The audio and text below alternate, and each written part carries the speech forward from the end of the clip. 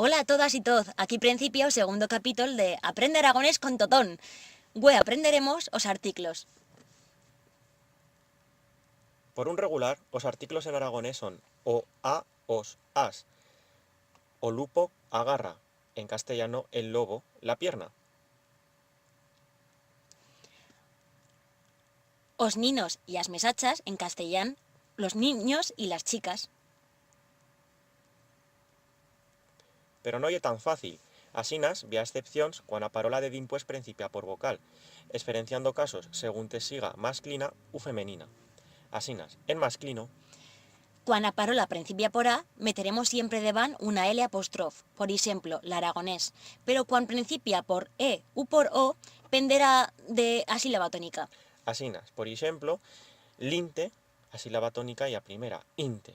Invierno, a sílaba tónica no y a primera, o invierno.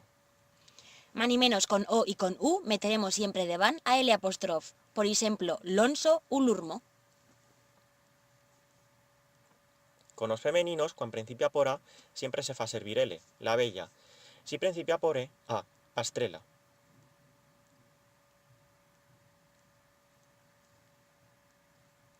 Con I a ilesia, con O a onza y con U a ulor. Siempre meteremos A de van da parola.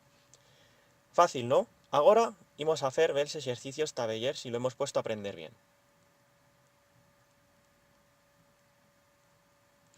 Pasa al aragonés estas parolas: la casa, el águila, el columpio, la amapola, las niñas, las fiestas, los perros y los pueblos. Te dixamos 10 segundos hasta que lo faigas. Puedes hacer servir o diccionario.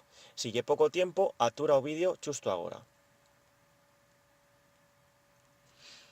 Y aquí tenemos las respuestas: a casa, la lica, o esbarizaculos, la babol, as ninas, as borinas, os cans y os lugas. Bien feito, nos veíamos en o próximo capítulo.